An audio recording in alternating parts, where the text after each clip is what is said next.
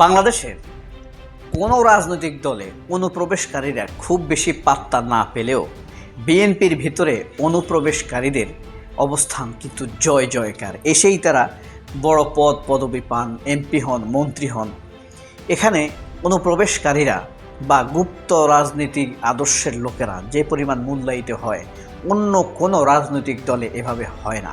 খায়রুল হক বিচারপতি, পৃথিবীর ইতিহাসে একমাত্র বিচারপতি যে গোলাম হয়ে গেছিল একটি সরকারের, গোলাম কৃতদাস, যা বলতো তাই করত।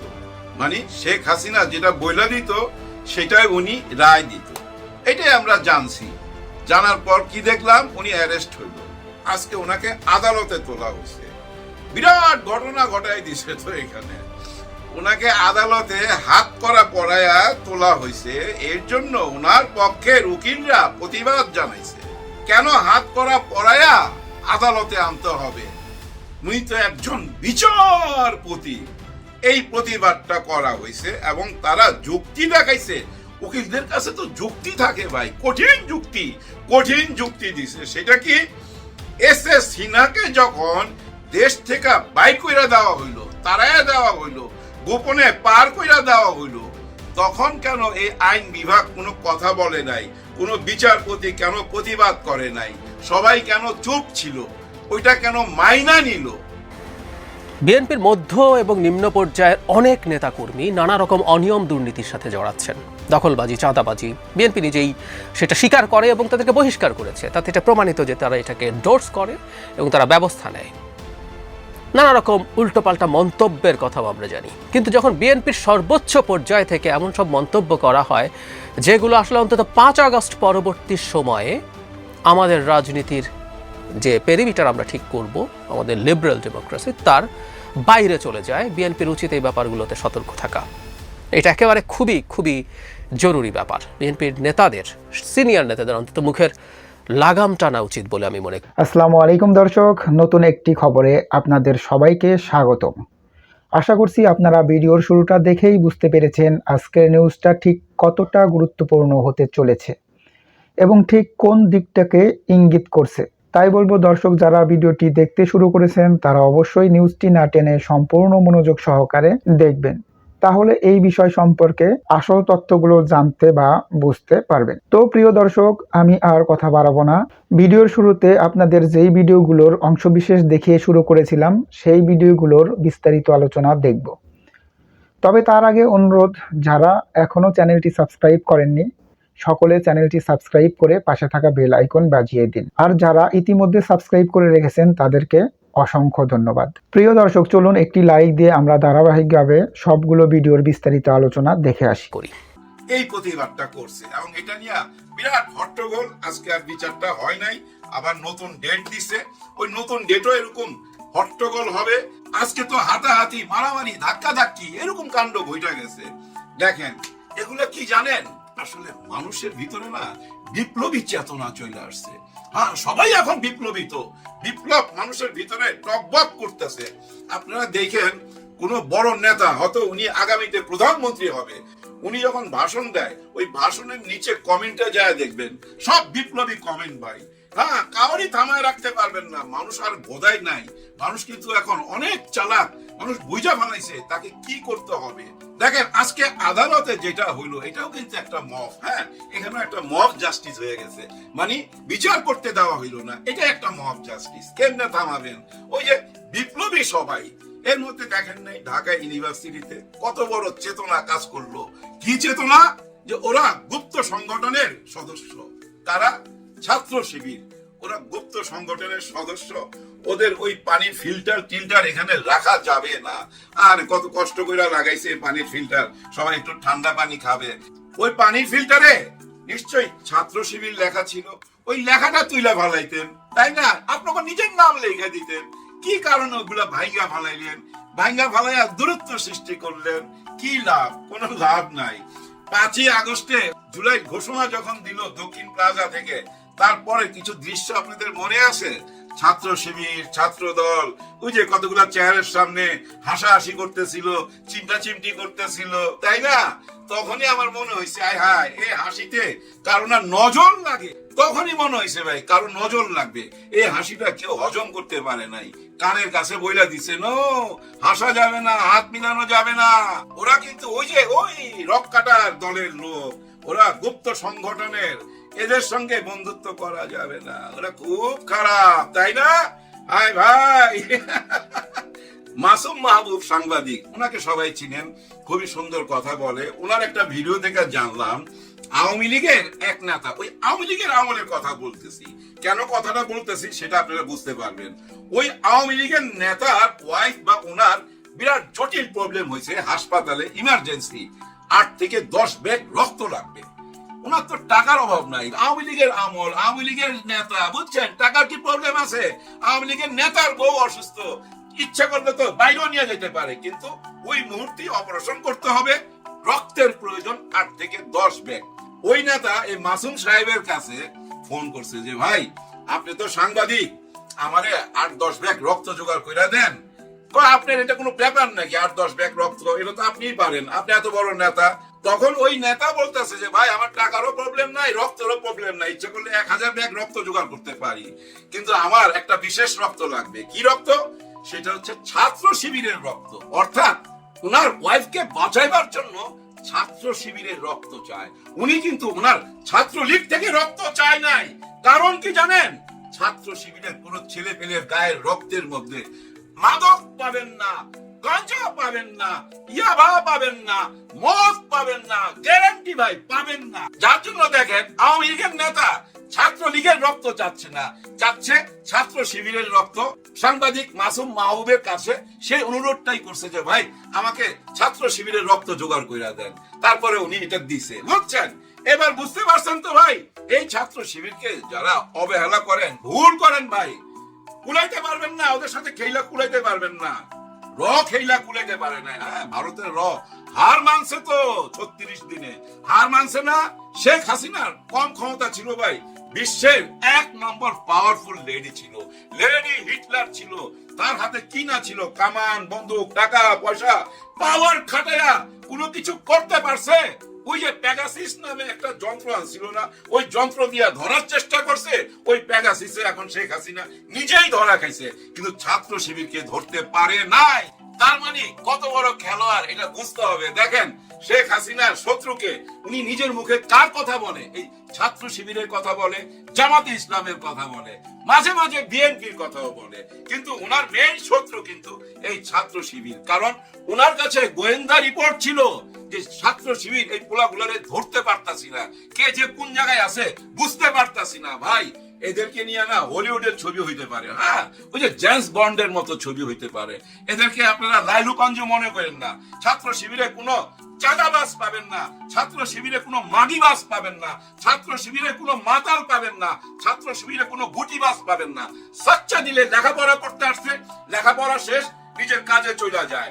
ছাত্র শিবিরে কোনো বেকার মানুষ পাবেন না। জুলাই গণ অভ্যুত্থানে 3 দিনে দেখাই দিছে না ভাই, পুরা জুলাই গণ অভ্যুত্থানটাকে কিভাবে মানুষের চোখের সামনে তুলে ধরলো, একটা আর্টিফিশিয়াল গণভবন বানায়া মানুষকে কিভাবে চমকায় দিল, সবকিছু মানুষকে মনে করাই দিল 1 বছর আগে 36 দিনে কি ঘটছিল।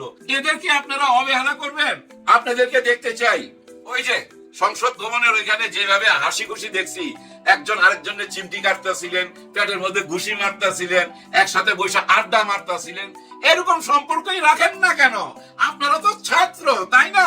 আপনারা কেন ওই বুড়াদের মতো হবেন? হ্যাঁ, আবার বুড়াদের নাম নিয়ে নিলাম। হ্যাঁ, দুজনের নাম তো নিতেই হবে ভাই, নিতেই হবে। আজকে এই দুজন যা করতেছে একেবারে ডুবাই দিতেছে, তারেক রহমান সাহেবের ইমেজ ধ্বংস করে দিতেছে।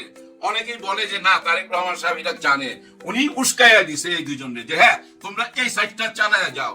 আমি মনে করি না ভাই, লন্ডনে একটা মানুষ 17 বছর আছে, পরিবেশ মানুষকে বদলায় দেয় ভাই। লন্ডনে থাইকে এরকম কুটচাল দিবে এটা আমার বিশ্বাস হয় না। কিন্তু এই দুজনকে কেমনে থামাবেন? এই দুজনকে জানেন মানুষ অনেক শ্রদ্ধা করে, এখনো করে। আমি মনে করি দেখেন কেউ কিছু বলে না, কারণ ওনারা বীর মুক্তি যোদ্ধা, যার জন্য এই সম্মান দিচ্ছে। কারণ ওনারা 71-এর সাথে জড়িত ছিল, যার জন্য এই সম্মানটা পায়। কেন বলতেছি সম্মান পায় এখনো? দেখেন, এরকম কথা যদি আমি বলতাম, হ্যাঁ, এই জুলাই গণ অভ্যুত্থানে এরা বেজন্মা, এদের কোনো বাপের ঠিক নাই, এদের ঘরের মধ্যে চাল নাই, এদের ঘরের মধ্যে বৃষ্টির পানি পড়ে, এদের বসার জায়গা নাই, ডাইনিং টেবিলে নাই, মাটিতে বৈশা খায়, বেজন্মার দল, এটা যদি আমি বলতাম আমাকে ছাইরা দিত ভাই, মব জাস্টিস কইরা হালুয়ার টাইপ করে দিত না, আমার জেল খাটতে হইতো ভাই, জেল খাটতে হইতো এই কথা যদি আমি বলতাম। কিন্তু দেখেন, উনাদেরকে কেউ কিছু বলছে? কেউ কিচ্ছু বলবে না, কারণ বীর মুক্তিযোদ্ধা তো উনাদেরকে সম্মান করে। আর ওই সুযোগটা নিয়ে উনারা যা করতেছেন, যা বলতেছেন, উনাদের কথা শুনলে তো মনে হয় নির্বাচন হবে না। কিভাবে আপনি নির্বাচন দিবেন? এই যে হাবিবুর রহমান হাবিব, উনি কি বললেন? উনিও কিন্তু একজন বিরাট নেতা, ইনারা কিন্তু ছাত্র নেতা ছিলেন। আজকালকার ছাত্র নেতাদের কথাবার্তার সঙ্গে উনাদের কথাবার্তা মিলবে না। আজকালকার যারা ছাত্র, বিশেষ করে ছাত্র শিবিরে যারা আছে, তাদের বয়স হয়ে গেল ভাই, তাদের কথার মধ্যে ভাই মাধুর্য খুঁজে পাবেন। দেখেন না, অনেকে টক শোতে আসে, সিনিয়র যারা ছাত্র শিবিরে জড়িত, তাদের কথাবার্তা শোনেন না, বুঝেন না। কিন্তু আপনারা কি বলেন এগুলা, যে দাঁড়িপাল্লায় ভোট দিয়া কেউ যেন বাড়িতে ফেরত যাইতে না পারে। কি করবেন? ওর হাত পা ভাঙ্গা রাইখা দিবেন, মানি ব্যাগ লয়ে যাবেন, মোবাইল লয়ে যাবেন, সানগ্লাস লয়ে যাবেন খুইলা চোখের থেকে, যদি দাঁড়িপাল্লায় ভোট দেয়। এরকম কথা বললে আপনারা বলেন, এরকম কথা যদি একজন নেতা বলে, তাহলে কি ভোটের পরিবেশ থাকে না? উনারা কি আসলেই বিএনপির? এই দুইজনে কিন্তু বেগম খালেদা জিয়ার উপদেষ্টা ছিল। এই যে ফজলুর রহমান সাহেব এবং হাবিবুর রহমান সাহেব, দুইজনই বেগম খালেদা জিয়ার উপদেষ্টা। এরকম মানুষ উপদেষ্টা ছিল না? আমার মনে হয় উপদেষ্টা হিসাবে দামি উপদেষ্টা বানায় রাখছে। যাই হোক, অন্য দল থেকে ছিনে আনছে তো, আচ্ছা রাইখা দাও। ওনাদের পরামর্শ বেগম খালেদা জিয়া নিত না। ওনাদের পরামর্শ যদি নিত, তাহলে কি বেগম খালেদা জিয়া বক্তব্য রাখতে পারে যে আজকে রাজাকার বইলা যাদেরকে ফাঁসিতে ঝুলানো হইতেছে সবকিছুই ষড়যন্ত্র? এই ষড়যন্ত্র কইরা আপনারা টিকতে পারবেন না। একদিন সত্যিকারের বিচার হবে। বেগম খালেদা জিয়ার ভিডিও বক্তব্য আছে তো ভাই, এই কথাগুলো নেটে ছড়ে আছে, এগুলো আপনারা দেখছেন। উনার মুখে তো রাজাকার শুনি না। এবং দেখেন, এই যে শেখ হাসিনা মাথায় হিজাব কইরা, তসবিহ হাতে নিয়া, মাথায় ঘোমটা দিয়া কি বক্তব্য দিছিল, উনাকে যখন প্রশ্ন করলো আপনি কেন রাজাকারদের সঙ্গে গেলেন, আপনি তো হচ্ছেন ৭১-এর মুক্তিযোদ্ধার সপক্ষের, কেন রাজাকারদের সঙ্গে গেলেন? তখন উনি কি বলছিলেন, যে এটা একটা কৌশল। হ্যাঁ, ওনারা ইসলামিক দল, ওনারা আল্লাহ খোদাকে ডাকেন, ওনাদের অতীত আমরা ঘাটতে চাই না, আমরা দেশকে সামনে আগায় নিয়ে যাইতে চাই, এটা তো বলছিল। এভাবে জামাতে ইসলামকে ইউজ করছেন। কিন্তু আপনারা সবাই 50 বছর পর এসে জামাতে ইসলাম বুঝতে পারছে যে না, আমরা নিজেরাই এই দেশের জন্য কিছু করব, অন্যদের উপর আর ভরসা করব না। এই দলে যায়ও দেখছি, এই দলে যায়ও দেখছি, সবাই ওই একই কাজ করে, দেশের জন্য কেউ কিছু করে না। দুর্নীতি মুক্ত একটা বাংলাদেশ গড়ার জন্য ওনারা সামনে চলে আসলো। ডাক্তার শফিকুর রহমান স্যারের কথা তো আপনারা শুনেন, ওনার বক্তব্য তো শুনেন, কি সুন্দর রাজনৈতিক বক্তব্য দেয়। আর আপনারা এগুলা কি বলেন? হ্যাঁ, এগুলো কোনো কথা? বেজন্মা, ঘর নাই, বাড়ি নাই, বাপের ঠিক নাই, রাস্তাঘাটের পোলা।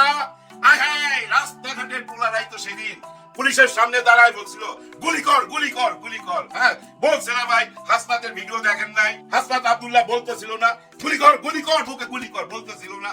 ওই বুক পাইটা দিছিল, দেখাই তো আজকে আপনারা এই যে মন খুইলা কথা বলতে পারতাছেন, বেজন্মা বলতে পারতাছেন, যা মুখে আসে তাই বলতে পারতাছেন।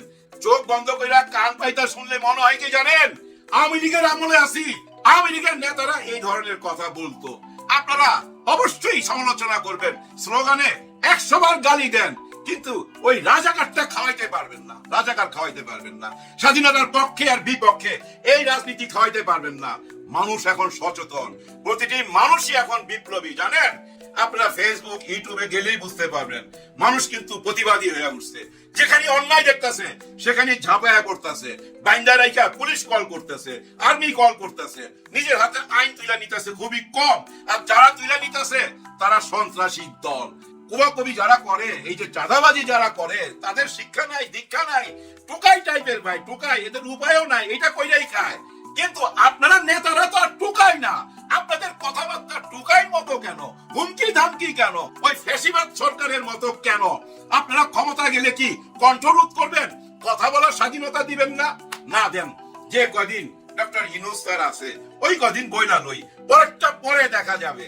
ভাই সবার জন্য সবাই দোয়া করবেন, হতাশ হবেন না।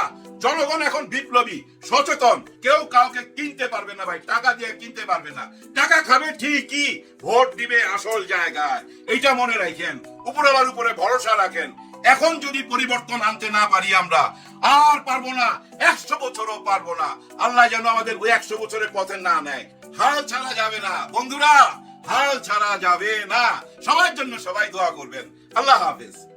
বেশ কিছুদিন ধরেই এই ঘটনাটা ঘটছে, আমি ওগুলার খুঁটিনাটি তুলে আনছি না। বেশ কয়েকজন সর্বোচ্চ পর্যায়ের নেতার মন্তব্য নিয়ে তীব্র সমালোচনা এবং বাদানুবাদ হয়েছে, শোকজ করা হয়েছে, এগুলো ঘটেছে। সম্প্রতি দুজনের দুটো মন্তব্য, যারা মির্জা আব্বাস এবং যারা হাবিবুর রহমান হাবিবের মন্তব্য নিয়ে কয়েকটা কথা একটু বলা দরকার। যারা মির্জা আব্বাস বলেছেন আগের সরকার শেখ হাসিনা বাংলাদেশের 12টা বাজিয়ে দিয়েছে আর এই সরকার বাংলাদেশের 24টা বাজিয়ে দিয়েছে। ভেতরে পড়ে দেখলাম এই সরকার শেখ হাসিনার চাইতেও দেশে খারাপ জায়গায় নিয়ে গেছে। এটা একটা মন্তব্য, যেন হাবিবেরটাই আসলে বেশি আলোচিত হয়েছে, আমি সেটাতেও আসবো। এখন শেখ হাসিনার চাইতেও খারাপ হয়ে গেছে এই সরকার, এই ধরনের মন্তব্য আমরা করব কিনা? এই সরকারের অনেক সমালোচনা আছে, আনডাউটেডলি এই সরকার অনেক কিছু করতে পারেনি, যা যা করার ছিল। এমনকি বিএনপির সাথেও তার দ্বিমাতা সুলভ আচরণ আছে বলে আমি মনে করি, আমি নিজে সেটা ব্যাখ্যা করেছি একজন আনালিস্ট হিসাবে, কোনো সন্দেহ নাই। কিন্তু এই জায়গায় বিএনপির সর্বোচ্চ পর্যায়ের একজন নেতা এই সরকারকে আওয়ামী লীগের চাইতে খারাপ এই পর্যায়ে নিয়ে যেতে পারেন কিনা, নেওয়া উচিত কিনা, সেটা নিয়ে প্রশ্ন হওয়া দরকার আছে। জনাব আব্বাস আগেও আমি যত মনে করতে পারি একই ধরনের মন্তব্য করেছেন। আমরা একটা কথা খেয়াল রাখবো, এই সরকারকে বিএনপিও কিন্তু স্টিল অন করে। বিএনপি এই সরকারকে এখনো ডিনাউন্স করেনি যে আমরা এই সরকারের সাথে নেই। তাই যদি হয়, এই সরকারের সমালোচনার ধরনটাও এমন হতে হবে যেটা এই সরকারকে শুদ্ধ করা, ঠিক করার জন্য। এটা এমন কিছু হয়ে যাওয়া উচিত না যেটা বিরোধীরা হাতে অস্ত্র তুলে দেয়। বাংলাদেশে শেখ হাসিনার সঙ্গে গুরুত্বপূর্ণ ভূমিকা পালন করা কিছু অ্যাক্টিভিস্ট আছেন, 5 আগস্টের পর থেকে এমন সব সমালোচনা এমন ঢঙে এমন টোনে করছে যেটা আসলে আওয়ামী লীগের হাতে অস্ত্র তুলে দেয়। আমরা সমালোচনা করে, আমি প্রচুর সমালোচনা ডক্টর ইউনূসের করেছি, সেই সূত্রে এনসিপির করেছি, অন্যান্য দলেরও করেছি, কিন্তু ডক্টর ইউনূসের এই সমালোচনা নিয়ে আমি পজিটিভ রিয়াকশন পাইনি, এটা ট্রু। কিন্তু একই সাথে আমি এই কথা সবসময় বলার চেষ্টা করি যে এই সরকারটাকে আমরা ওন করি। সুতরাং ডক্টর ইউনূসের সরকার হাসিনার চাইতে খারাপ হয়ে গেছে, এই মন্তব্যগুলো ঠিক না, কোনোভাবেই ঠিক না। এই মন্তব্যগুলো আসা উচিত না। এই সরকার সব শেষ পর্যন্ত সব ব্যর্থতার পর এখনো ইলেকশনের পথে আছে এবং ইলেকশনটা করে দিয়ে তারা যদি যেতে পারেন উইল বি ফাইন। এই সময় পর্যন্ত এই সরকারের পাশে থাকা উচিত, যতদিন না অন্তত সরকার ইলেকশনকে পিছিয়ে দিতে চায় বা বাতিল করে দিতে চায়, ঝুলিয়ে দিতে চায়, এইরকম কোনো কিছু যদি সামনে না আসে। এই ধরনের মন্তব্য খুবই সিরিয়াসলি পরিত্যাজ্য বলে আমি মনে করি। যেমন হাবিব ভাইয়ের সাথে দীর্ঘদিন টকশো করি, অত্যন্ত সজ্জন মানুষ এবং হাবিব ভাইয়ের ব্যাকগ্রাউন্ডও আমরা অনেকে জানি নিশ্চয়ই। 90-এর যে অভ্যুত্থান হয়েছিল তাতে ছাত্রদের যে জোট শেষ পর্যন্ত হয়, তাতে অত্যন্ত গুরুত্বপূর্ণ ভূমিকা তিনি পালন করেন। ছাত্র লীগের পক্ষ থেকে তখন ছিলেন সভাপতি বা সাধারণ সম্পাদক, আমি ভুল নিশ্চিত নই, দুটোর একটা ছিলেন তিনি। তারপর তিনি বিএনপির রাজনীতিতে আসেন এবং গণতন্ত্রের জন্য লড়াই করা মানুষ, এটা ফর শিওর। কিন্তু তিনি সম্প্রতি একটা কথা একটা আলোচনা সভায় বলেছেন, কথাটা স্লোগানে বললে একটা কথা, যেমন ধরি আমরা ট্র্যাডিশনালি আমাদের স্লোগানে অনেক অ্যাগ্রেসিভ কথাবার্তা বলতে শুনি। আমি আগে হাবিব ভাই কি বলেছেন সেটা একটু জেনে নেই। আমরা অনেকে খেয়াল করেছি, তার একটা ভিডিও ছড়িয়ে পড়েছে, সেখানে তিনি বলছেন নৌকার ধানের শীষ, 2 সাপের একই বিষ। অত্যন্ত অফেন্সিভ কথা। হাবিব ভাই এটা শুনে খুব ক্ষুব্ধ হয়েছেন, ক্ষুব্ধ হওয়ার কথা, কোনো সন্দেহ নেই। এর আগে কিছুদিন আগে পাথর দিয়ে যখন একজনকে হত্যা করা হলো, তখন সাধারণ স্টুডেন্টরা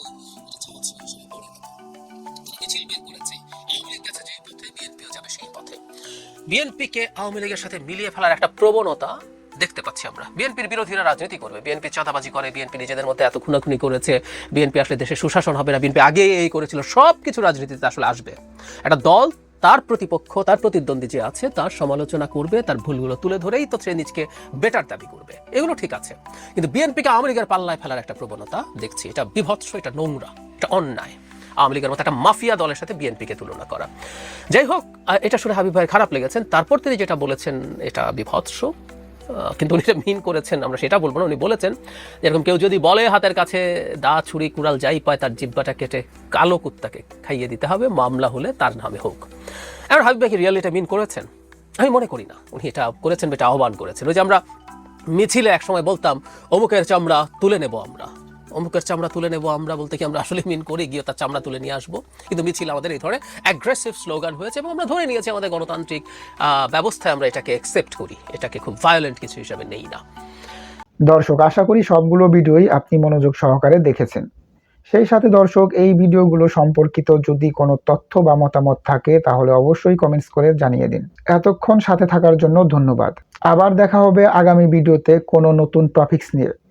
সকলের সুস্বাস্থ্য কামনা করে বিদায় নিচ্ছি। আল্লাহ হাফেজ।